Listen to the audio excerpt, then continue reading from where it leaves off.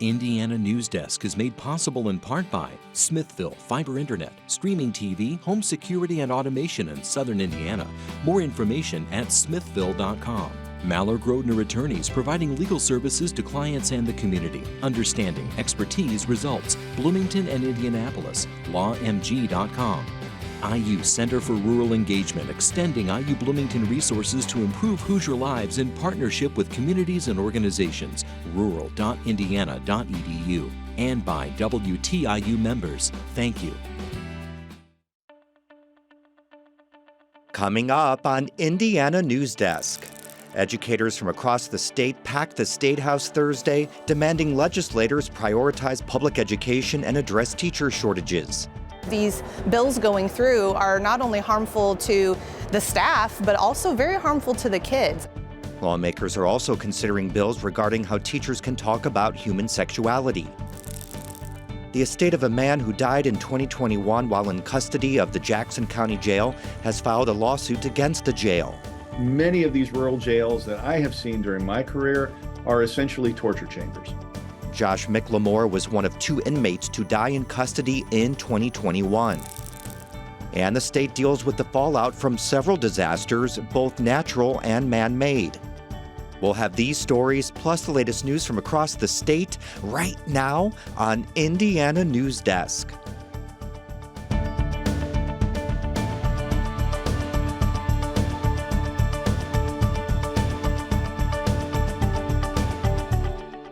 Welcome to Indiana Newsdesk. I'm Joe Wren. There are 3 Democrats running in the Bloomington mayoral primary. Candidate Don Griffin is joining me on set tonight. He's running against Susan Sandberg and Carrie Thompson. Now, all 3 candidates participated in a live debate here Thursday night. Technical issues led to Don's opening and closing statements being cut off during the live broadcast. We regret this happened, Don. We wanted to have you on tonight so you have a chance to talk about your candidacy. Sure. Thank you so much for being here. Thank you for trying to make it better. I appreciate it. Things happen, right? Yeah. So now you're a Bloomington native. I am a Bloomington native. I've grown up here.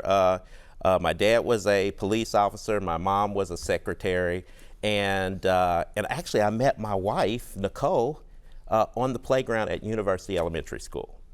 And then we have a wonderful son named Dexter, who is actually at Jacobs studying vocal. Actually, he's going to be in the Candide production that the opera is doing right now. So, yeah, everything. We love Bloomington. Love Bloomington. Have had a successful business, Griffin Realty, here for years, and I was the deputy mayor for the last 2 years. So. Yeah, it's my home. I hope to be here for another 50 years. How's that sound? Yeah. Now, you say that deputy mayor was one of the best jobs you've ever had. Oh, my gosh, yes. Why is that? You know,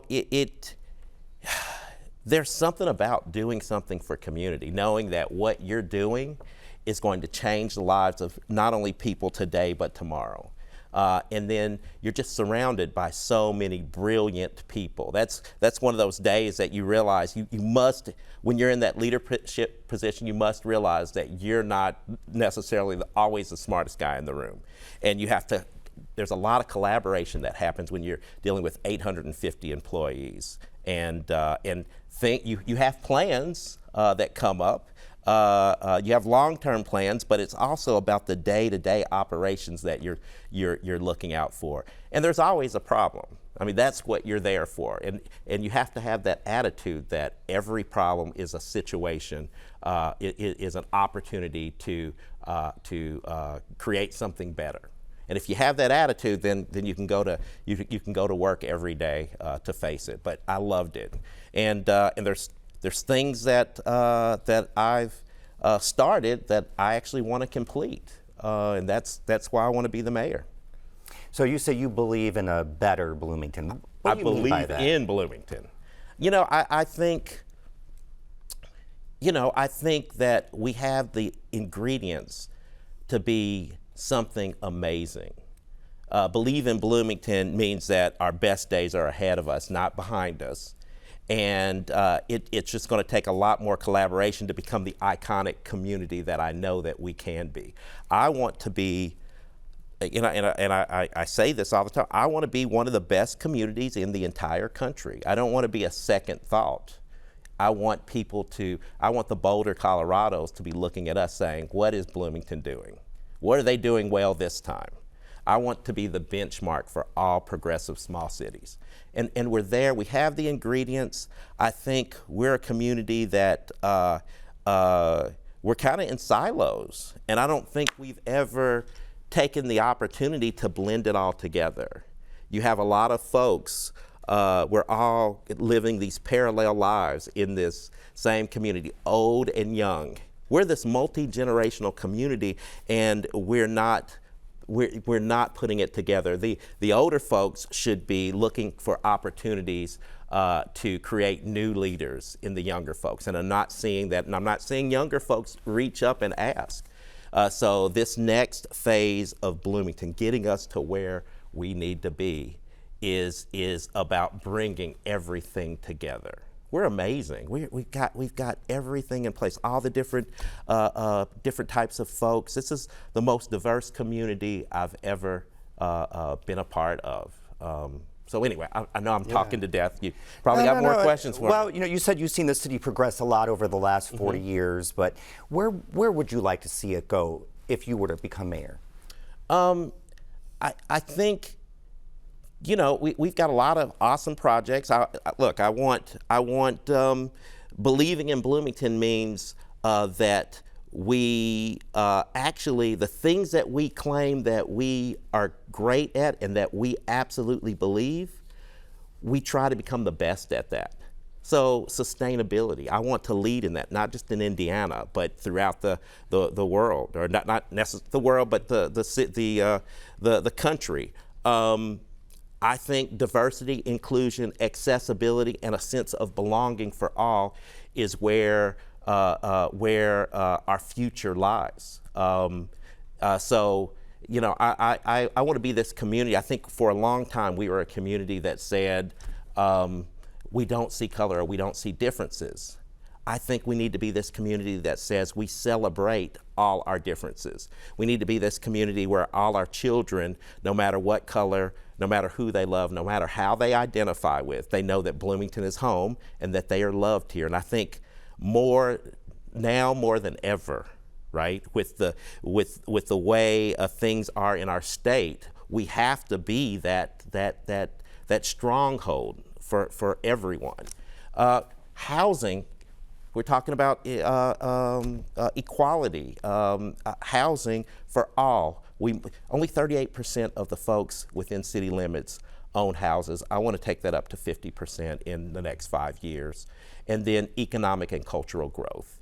I think that that's tied to some of the ideas that I actually have with pre-K for all, becoming a community, intentionally becoming an arts, cultural, and music premier destination of the Midwest. We have all the pieces for that. I don't think we've been intentional about it. And there's other things.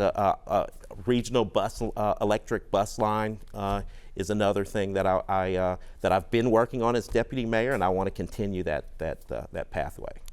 Don, we appreciate you joining us on Indiana Newsdesk tonight. Thank you. Thank you. Thank you so much. You can watch the full debate with Don, Susan Sandberg, and Carrie Thompson on our website, WTIUnews.org. Indiana State Teachers Association members gathered in the State House Thursday to push for lawmakers to prioritize public school funding and make changes to several education bills. Liz DeSantis has this story.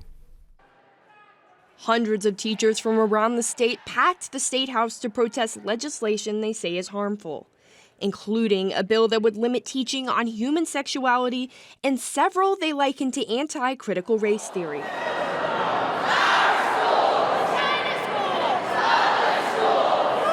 Monroe County Education Association President Paul Farmer worked with MCCSC Superintendent Jeff Oswald to make sure area teachers were represented at the State House. I said, how many teachers do I have to have in order to shut the school system down? So we talked about it, and I said, I'll double it. And we more than doubled it. We've almost tripled the number that we needed to shut the school down. Almost 400 teachers from MCCSC, or roughly half of the district, traveled to Indianapolis. forcing classes to be moved online for the day. Why are we having to take a day off of school, do e-learning, asynchronous e-learning? Why are we having to do that? This is wrong. We shouldn't be here. We should be back with our kids in school, but they're forcing us to do it. So where did it come from? It comes from our teachers have to have a voice. But many teachers said they didn't go for themselves. You have a group of people who literally have gone into profession because they care about the next generation. So we're not going to be silenced. We're going to do our work, and we're going to keep showing up for kids. Many teachers urge lawmakers to vote no on cuts to public education funding. I do believe that several of these bills going through are not only harmful to the staff, but also very harmful to the kids. I mean, if we don't have funding, how are we going to fund what we need to teach them? Others raise concerns about not having a voice, especially under Senate Bill 456, which would take teacher union representatives out of conversation with school administrators regarding class sizes and curricula. They want to take a lot of our rights away as educators, and I think it's important that we still are able to do what we love to do without having to worry about prosecution or not being able to have a voice in things. Monroe County has passed 3 consecutive referendums to increase funding for the district schools, helping ease some of the burden countywide. But Oswald says it's not enough. Their work is some of the most important work of any profession. And yet, when the revenue is there and the funds exist, it seems overly simplistic that our legislators can fund the priorities that they have.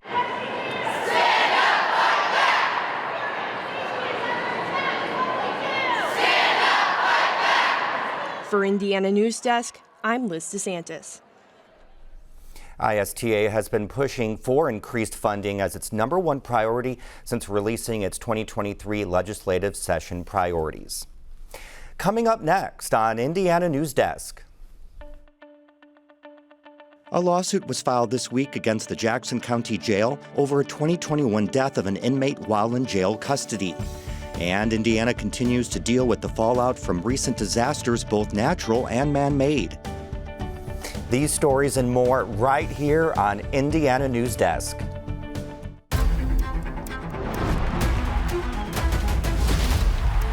Draw your arrow to the head! We're running out of time.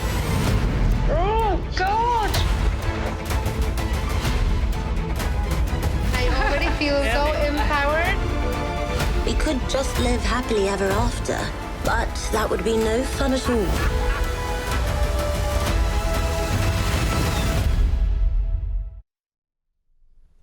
Welcome back to Indiana Newsdesk.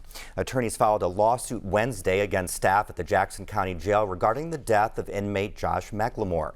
McLemore, who died while in custody of the jail in 2021, was suffering from a severe mental health episode during the 20 days he was incarcerated. I'd like to warn you, some of the footage we're showing may be disturbing. Court records show in that time he lost 45 pounds, rarely ate or drank, slept a total of about 15 hours. He spent nearly every minute of his time in jail inside a windowless cell. The suit charges jail officials with deliberate indifference, gross negligence, and violation of his constitutional rights. An investigation by the jail and the Indiana State Police resulted in no charges being filed. I'm joined now by Dom Hayab. Thank you so much for being here and contributing to this story. Of course. So he was placed on medical observation during this time in jail, but the suit claims that was insufficient. Is that right? Yes, that's correct. So he was placed on medical observation, but the complaint states that this didn't amount to much during his time he was in his cell. For instance, he was supposed to be observed about every 15 minutes, but that only lasted for the first 7 days. And they're also supposed to take notes of what was going on during those 15 minutes and what he was doing, just his general condition. But they were very vague. They only said whether he was standing, sitting, or, quote, active. And they didn't really cover anything about his medical or mental state of being at that time. You know, I spoke with civil rights attorney Dan Cannon, and he actually disputes the quality of care that McLemore received while in the jail. If you were properly monitoring an incarcerated person, they don't lose 44 pounds. They don't lose a quarter of their body weight in 20 days. So the complaint points the finger at the jail nurse? Yeah, so the issue that the complaint takes with the nurse is actually he didn't properly contact people for medical assistance in regards to McLemore. So the jail nurse is actually a licensed practical nurse, which means that his what he's able to diagnose and treat is actually somewhat limited in connection to something what a registered nurse would be able to do. So in cases of severe medical situations, they're actually contracted with a private healthcare company that's supposed to come in and help. In a situation as severe as McLemore's, the attorneys really didn't think the nurse took the appropriate steps to contact those who needed to know about his condition. Cannon said that that's just inexcusable. In the majority of the cases like this that I've seen, they are at least calling somebody at some point and not just leaving somebody to waste away and die naked in a cell. And it's not the only civil case ongoing for the jail. Tanisha Chappelle also has a court case. Do you have any update on that? Absolutely. So that case is set to go to trial June 26th of this year. And that case also seeks to hold the same officials liable for the same reasons, including deliberate indifference and gross negligence. All right, Dom, thank you very much for your reporting. Appreciate it. Of course. Thanks, Joe. Well, residents in the northwest part of Monroe County are still recovering after last weekend's storms and tornadoes. Response organizations say they're working to meet people's immediate needs and are moving into the case management phase of response. Benta Boutier reports. There's a Red Cross Community Resource Center set up at the old Steinsville Elementary School to help meet the immediate needs of residents whose homes were damaged or destroyed. Anyone can show up to get tarps, food, water, and other supplies. And the Red Cross will try to connect people with other resources available too, like counseling and health services. For instance, it's not uncommon in this situation for people to have lost their glasses. Some people will have lost other medical equipment. We can assist them, try to figure out how they replace it. In some instances, we can give them vouchers to help them and get those glasses. Pisecki says earlier this week was busy, with folks lining up for help to learn what resources were available. We were here earlier when the storm first hit for sheltering and feeding, and now we're here for recovery. The Red Cross works with the Monroe County community organizations active in disaster relief, a network of people and agencies that volunteer time and resources during and after a local disaster. Group chairperson Vinyl Lee says they've distributed a few hotel vouchers to households affected by storms. Between 15 to 30 families in Monroe County need some kind of case management and financial support for recovery. Lee says the storm that hit near Steinsville wasn't as large as others, so state financial aid is limited. So it really, the number of resources that are available are going to depend on our local agencies' capacities. In the first days after disaster, Lee says emergency management conducts assessments and does initial intake. Monroe County Emergency Management Deputy Director Justin Baker says 10 homes were destroyed by the storm. The Solid Waste Management District set out large dumpsters in the area this week for residents to dispose of damaged housing and furniture. Baker says the district is also picking up e-waste like TVs, propane tanks, and hazardous waste on Wolf Mountain Road, Texas Ridge Road, and County Line Road on Thursdays this month. We are highly thankful for all the partnerships we had. That's the main thing that keeps us going during disasters. Monroe County Emergency Management will organize a multi-agency resource center at Steinsville Elementary on April 26, with different repair agencies interested in helping and more financial aid available.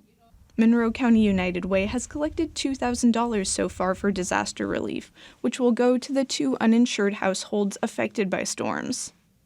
Lee says the Salvation Army will also be there and will offer up to $2,000 for households depending on their situation. For some of our families, their recovery time is going to be relatively quick, right? A couple of months, a couple of weeks. For those who have completely destroyed homes, you may be looking at years before they ever really feel like they've fully recovered from this disaster. For Indiana Newsdesk, I'm Benta Boutier.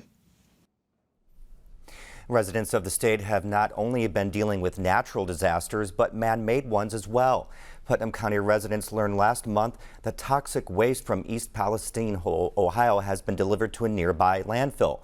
For some locals, that revelation has led to a deeper search for answers about the Heritage Environmental Landfill's 40-year history. Ethan Sandwise has more. Many Putnam County residents were unaware they'd spent their lives near a hazardous waste landfill. Then the Environmental Protection Agency sent waste from an Ohio train wreck to Roachdale, Indiana. After a charged meeting last month between locals and Heritage Environmental, the company that owns the site, a group of residents is getting the dirt on their neighborhood landfill. A friend of mine, Morgan Myers, sent me the meeting, and it was probably 11 o'clock that night, and I stayed up all night watching it. And honestly, it was very concerning. Catherine Williams lives in Greencastle, about 15 miles south of the Heritage landfill. After the meeting, Williams says she was overwhelmed by conflicting information. Even though I had lived there for so long, I was not even aware of Heritage Environmental Services' existence or that it was a hazardous landfill. That next morning, I showed up at her door with posters and paint, and Kate got out her kids' crayon box, and we just went to town making signs, and we went out to protest. Like Williams, Morgan Myers is new to environmental policy. As a former Marine who says she developed breast cancer after being exposed to environmental toxins, Myers is worried that her children could face the same danger. My usual day is feeding the chickens, going and slobbing the hog, and just taking care of my farm animals and my garden. And now it has completely turned into finding out more about the situation and advocating for our community. Williams and Myers acknowledge that toxic waste facilities are essential and that Heritage Environmental has largely complied with regulations. What worries them is the site's location. The landfill sits beside Big Raccoon Creek, which feeds into the Cecil Hardin Reservoir. But Williams is even more concerned about what lies underneath. Heritage Environmental Services actually sits on top of the Tipton Till Aquifer, which is an unconsolidated aquifer, which means it's not protected by thick layers of clay or limestone. The Roachdale site is divided into 3 units. The newer units have a double PVC liner that prevents leaks, but the earliest opened in 1981, before the Research Conservation and Recovery Act. That means that for more than 40 years, toxic waste has been sitting underground without a liner. Former EPA Superfund Director William Munoz says that can be a risk, but Heritage should have measures in place to detect leaks. The old cells that are unlined do have the potential of having leachate migrate out of those cells. Even if the old unlined cells were leaking, the groundwater network would pick that up. But 7th-generation Putnam County resident Laura Scott is worried about the long term. Clay is a good material. It is pretty highly impermeable, but when you are looking at a resting site for that waste that will be there for centuries. I'm a mother, and I want to give my farm to 5th-generation Putnam County children, and I want them to give it on to their children. Heritage Environmental tests its groundwater daily. If contaminants escaped, the company would have to report them immediately to the Indiana Department of Environmental Management. Scott, Myers, and Williams are also worried the company and county services don't test for every possible contaminant. Munoz says that to identify a leak, they wouldn't need to. Water-soluble indicator chemicals, such as trichloroethylene, can point to other toxic compounds. You don't have to analyze for 1,000 chemicals to know that either, inorganics or organics are migrating out of the landfill. Executive Vice President of Heritage Environmental, Ali Alavi, issued a statement to WTIU that there are, quote, several layers of protection in place associated with the operation of the Putnam County facility. Alavi says that, quote, these elements have contributed to a 40-plus year record of operating the facility in a manner that is protective of human health and the environment. Toxic waste management requires specialized knowledge, which can be difficult for people outside the industry to access. Still, Williams says she's continuing to learn in order to keep her family safe. We love Putnam County. We love it. It's nice, it's friendly, it's welcoming, it's small town, it's beautiful, and we would like our family to continue to grow and thrive and live there. So we want to make sure it's safe for them to do that. For Indiana Newsdesk, I'm Ethan Sandweiss. Officials in Richmond say the fire at a former plastics recycling business is under control, but they expect it will smolder for several days. The fire displaced more than 1,000 residents and sent harmful smoke into the air. Rebecca Thiel reports. The business that used to own the warehouses, My Way Trading, has had a history of safety violations, including fire hazards. The city of Richmond ordered the company to clean up the property in 2019. City Attorney A.J. Sickman says Richmond agreed to allow My Way Trading to sell some of the plastic in the warehouses, but that effort got stalled by the pandemic. Right now, the focus has been on the site and the health and safety of the residents. When we are past that, and hopefully that's in the near future, my focus will shift towards through a legal lens, and I'll be in contact with his legal counsel. Fire officials are still investigating the cause of the fire. The Richmond fire chief says the fire consumed almost all of the nearly 14-acre facility filled with plastics. We couldn't reach the owner of My Way Trading for comment. For Indiana Public Broadcasting, I'm Rebecca Thiel. That's the end of this program. More online. Have a great weekend. Indiana Newsdesk is made possible in part by Smithville Fiber Internet, streaming TV, home security and automation in Southern Indiana. More information at smithville.com. Mallor Grodner Attorneys, providing legal services to clients and the community. Understanding, expertise, results. Bloomington and Indianapolis. LawMG.com. IU Center for Rural Engagement, extending IU Bloomington resources to improve Hoosier lives in partnership with communities and organizations. Rural.indiana.edu. And by WTIU members. Thank you.